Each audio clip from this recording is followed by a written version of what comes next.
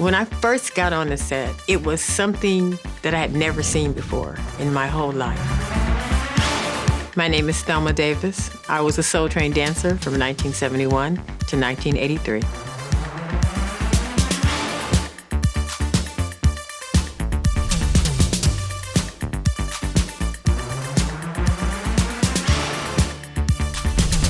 I was born and raised in Los Angeles, California. Moved to San Fernando Valley, suburb of the city, and moved back into Los Angeles around the age of 16. I went to Manual Arts High School.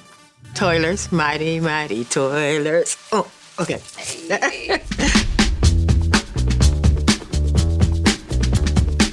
I am the middle child of 5, 2 older brothers, a younger brother, and a younger sister. My father was the first black fireman on the county fire department.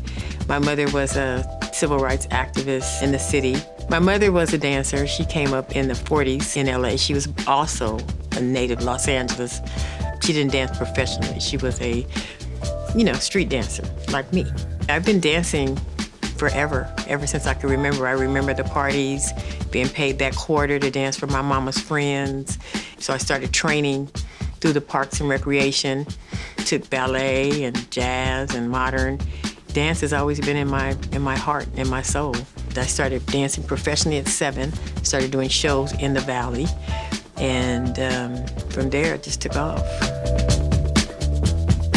When I was coming up, as there was not a lot of dancers of my hue available, but of course Eartha Kitt, but it wasn't a lot of dance that was being presented to us as young inner city youth. We had to rely on the Fred Astaire's and the Ginger Rogers, to sort of pace ourselves to a standard of dance.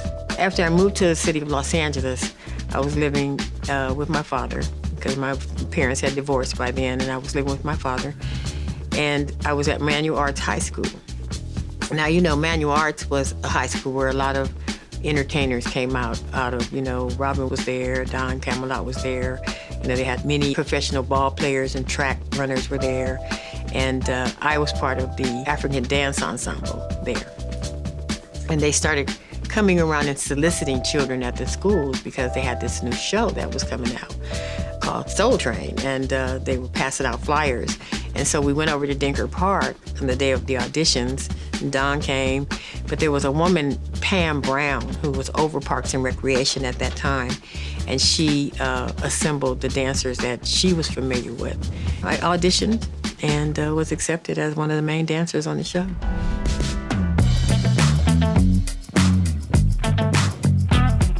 They let you know right there at the audition whether you were accepted or not. So after we left, I was so happy. It's like, I got accepted. And I got a call back later that said that I was disqualified because something that had to do with some logistic of the partners. You had to be either going to the same high school or I can't even remember. We're talking 50 years ago. So my hopes were dashed. I was so sad. I was like, oh my God, I was accepted and then they told me I couldn't come, and it was a hard pill to swallow. But Pam Brown, she called me and she was like, oh no. She said, we're gonna have to just go past whatever the rules and regulations are because your style of dance and how you come across was just too much for us to let you go. So you're back on. I was like, oh, good Lord, thank you. I was like, that was a trip.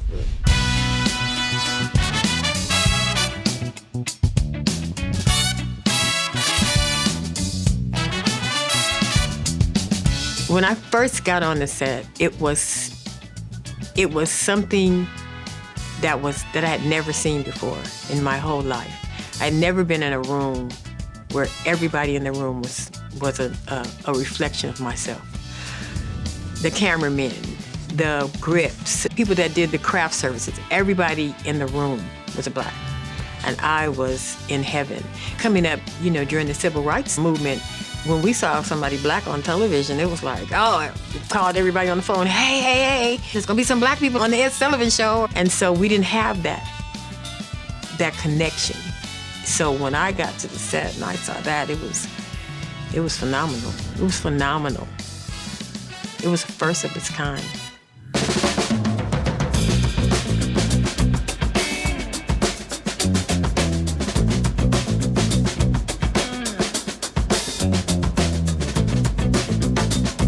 Dancing on the show, it was hard work. Back then, it was take after take after take. And it was like, we were out there in them high heel shoes and them bell bottoms and them platforms, and the lights were hot. And, we didn't have makeup. We didn't have none of that. So it was kind of like we had to do everything ourselves, and the tapings would last forever. We would come in at 10 o'clock in the morning and might not leave out till 2 o'clock the next morning. It was hard in that aspect, but on the other side of it, it was exhilarating. It was like, we got to get out there and show off our steps. Okay, and our winners are? Thelma Davis. Thelma. Ralph Weatherspoon. Yeah, Thelma, what you and Ralph call that thing you were doing? We call it the scrunch. In the very beginning, we didn't do a lot of coordinating, like partner coordinating. It was like whatever you wore, it was that, but it was whatever that fashion was.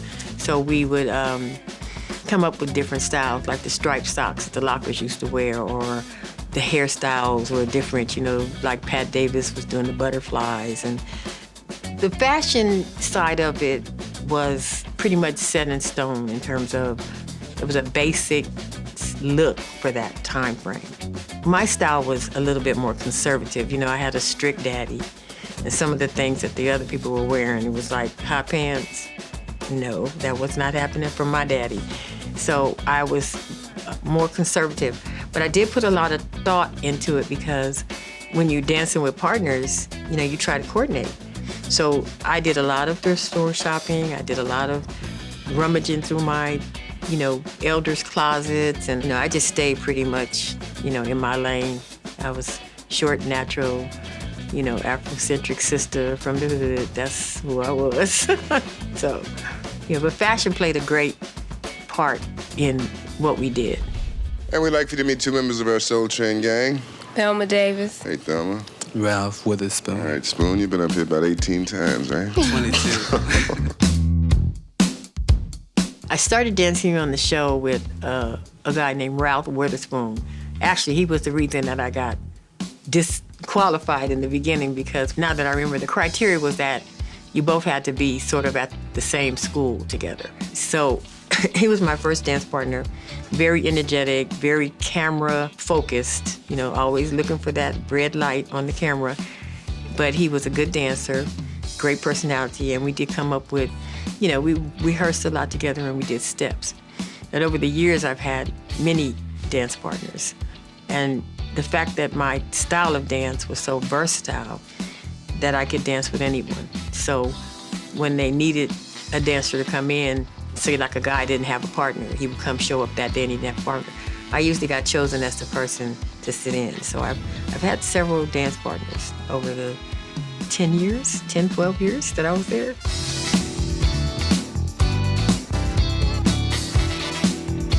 In the beginning, the dancers that I knew of were looking for a way to express themselves across television.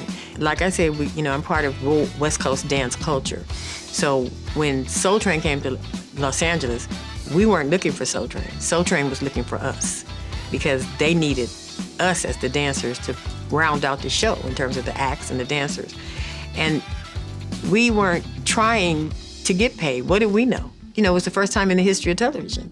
We didn't know that we were supposed to get paid. Our parents had never been a part of that. So they weren't able to school us and tell us, well, at least you need to ask for something, But they would feed us. They fed us. And in the very beginning, the meal was not Kentucky Fried Chicken. In the very beginning, there used to be a black chicken restaurant called Golden Bird. And that's another aspect of everything being black about the show. So instead of them using Kentucky Fried Chicken, they were using Golden Bird, because it was a black-owned chicken company. It was very, very famous. It was fantastic because we were being showcased. We were being shown on television. And West Coast hadn't really ever had that opportunity. But we were a viable dance community. Hi, my name is Thelma Davis, and Hi, Thelma. My mom's name is Thelma. Through most of your singing and most of your album covers, you seem to be a woman that's very close to nature. Would that be true? Very much so. I'm very aware, I guess, of all the things that are around me, the beauty of life. Talking about memorable moments, there were so many things that happened that it's just hard to even pinpoint one thing. We were there with acts that nowadays you wouldn't even be able to get close to because of the fact that it was casual, it was real. I mean, I saw Chaka Khan, she came on with her old entourage, and that outfit that she had on, that little suede outfit that was cut low on her belly button, and you could see her C-section scar. Sly and the Family Stone, James Brown, the Jacksons, Al Green. I mean, I could just go on and on and on. And it was just the camaraderie of the acts and the dancers. I did do a Marvin Gaye spotlight. And it was the only time that I had ever had my hair braided on the show. It was Got to Give It Up. I think that was the song.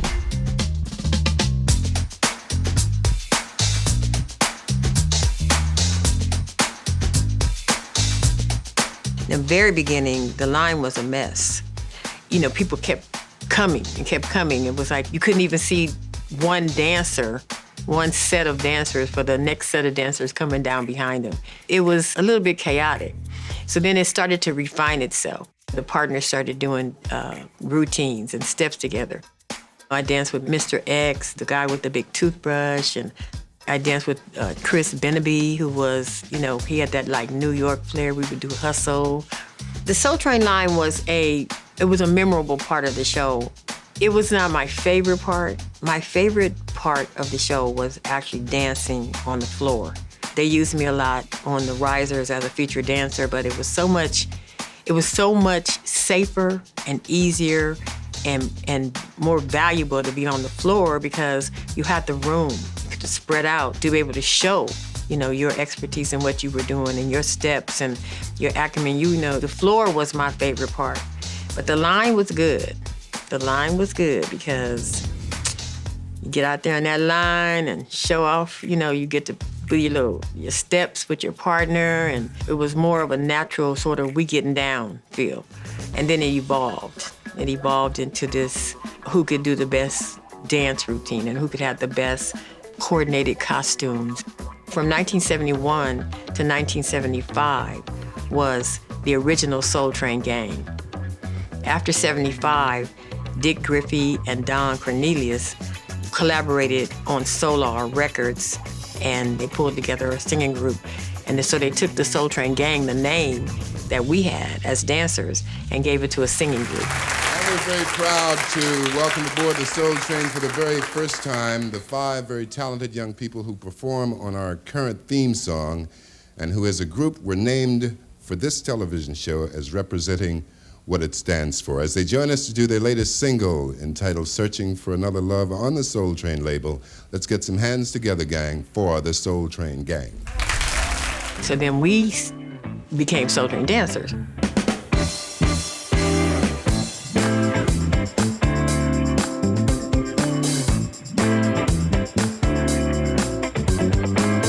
They had the Pasadena Crew. I was from Manual. Dorsey was there. Fremont was there. Crenshaw High was there. Locke. Dancers were coming from all over the city. So there was the Pasadena Crew. They came not so much as the dancers. They brought the fashion, the high fashion, to SOULTRAIN, like Larry Jennings and Alan Crowder and Thais Walsh. They came in like that, Dorsey came in with more of a sort of LA kind of look. Manual Arts was this school that we was out there dancing. Different parts of the city had different styles that they brought. Fremont was, they were dancers, but the thing about Fremont is it was more sports and the cheerleading. We had cheerleaders too. Compton was on the scene too, and Compton had a different feel. So each area of the city came with a different feel. started with R&B, I transitioned into disco, and then I came in on the front part of hip hop. So R&B was, funky chicken, that sort of dance. And then disco came in, and it was more of a stylized sort of whacking, and even the music dictated a different type of dance step. I feel good about being able to go through those genres of dance. It makes me feel good that I was able to keep up from the R&B style into disco style. Because in the 80s, they started coming out with Fame and Flashdance and different dance movies. And so those dancers were coming. They were coming from New York, they were coming from the East Coast. Those trained dancers saw an opportunity to be able to showcase their style. It was free advertisement. I always say that we were paid in exposure. So we might not have gotten the monetary satisfaction from SOULTRAIN, but we were paid in exposure. The exposure that we received on SOULTRAIN took us to other areas.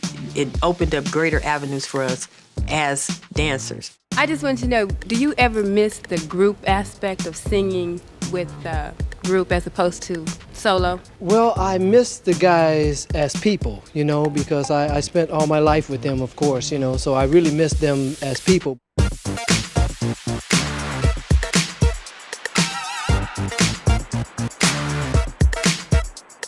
The opportunities always presented themselves to us as dancers. We were always able to get into clubs for free. We were showcased a lot around the city. The SOULTRAIN dancers did the halftime shows for the celebrity basketball games around the city, and Smokey Robinson was having ball games with Marvin Gaye. My name is Thelma Davis, and I'd like to ask, how does it feel to be superstars? I feel just the same as being you. The Jackson 5 moved to LA, and they were doing celebrity basketball games. So then we became the halftime show for those games. And so we got to meet a lot of celebrities during that time. I've danced with Diana Ross, and I've done Chevy Chase comedy specials, Lionel Richie. And I got the opportunity to go overseas and dance in Japan. When I first went there, I absolutely hated it. The respect that they had for just female dancers over there was non-existent almost. So I was there, I was choreographing. I went there with a group called Inner Focus, and I took 2 other SOULTRAIN dancers with me, Niecy Payne and Crystal McCary. And we were there for 6 months, and I was choreographing the dancers, and I also did the choreography for the band. And little did I know, there were people that were paying attention to what I was doing. So after the 6 month was over, came home, and I'm getting back into the swing of things in the States, and I get a phone call from Japan. We're trying to get you to come here to open up studios and do productions over here. And I was like, really? And they said, we watched you. We watched you do choreography for the band. So I went over there, and I ended up living there for 8 years. And it was 8 years living in Japan and being flown back to LA on a consistent basis because my company wanted me to keep my persona as a SOULTRAIN dancer.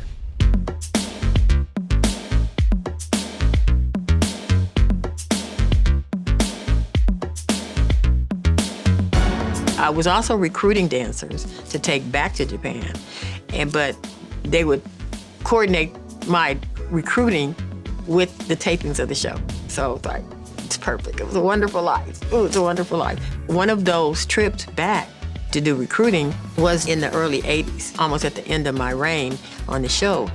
And I got an opportunity to be a part of the Thriller video. I had already had a rapport with Michael Jackson from early on when they were the Jackson 5, and then also doing specials with him with Diana Ross. It was probably one of the biggest videos and biggest shows that I had ever done because the other dancers were getting all kind of stuff. It's like my friend Wanda Fuller and Eddie Champion Cole and Pat Davis and Sharon Hill. They were touring, doing tours all around the country and stuff. But I never got chosen for any of that stuff. So when I got that, it was like, yeah, I'm in now. I'm in the graveyard scene. And you know what, it's amazing. That scene was filmed on San Pedro in like 9th Street. They took the whole street and recreated it and made it into a graveyard. There's another Soul Train dancer there, Otis, and he's one of the dancers that's coming out of the grave. I had to extend my stay here in order to complete it. It was one of the hardest choreography that I had ever done. Not because I didn't know how to do the steps, because it was Michael Jackson is a perfectionist and Michael Peters was a perfectionist. The choreography could change at any minute. So we would learn a certain section of it, and then Michael would say something like, I'd rather do it this way. Okay, well, we're going from here. Let's do it this way then. I've done other videos besides that. Small things, nothing as big as Thriller. I was still living overseas, so that opportunity presented itself, and then I had to go. I tried to get involved with Fame and those different productions that were happening during that time, but it was cutthroat. It was real cutthroat. It was better for me to be in Osaka, Japan. That's all I'm saying.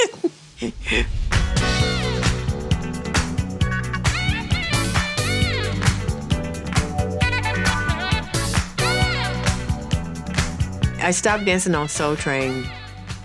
I had a boyfriend that was living here, and he got in some trouble while I was overseas. I came home to work with him and try to get him situated, and so I married him so that he would, you know, not be deported, and got pregnant, and there goes the story. But it didn't stop my dance career. It just put it on hold for a little while I stopped and raised a family, but I still continue to dance, and I will always dance. You know, dance is my sweet spot. It's just my sweet spot. I'm extremely proud of being able to transcend through the different genres. And one of the really endearing things for me is to know that the other dancers respect me and they consider me to be, you know, like the OG. My nickname on the show, they used to call me Mother on the show. Initially, I would think, mother, you know, I don't want to be somebody's mother, right? But then after I started to analyze it, and it was like, you know, that's a compliment for them to even have that feeling about me, that they could come to me for advice, they could come to me for safety pins, lotion, mints. You know, if I didn't have it on me, I could find it for you. So it was endearing for me to know that they all respect and love me the way they do. That's important for me.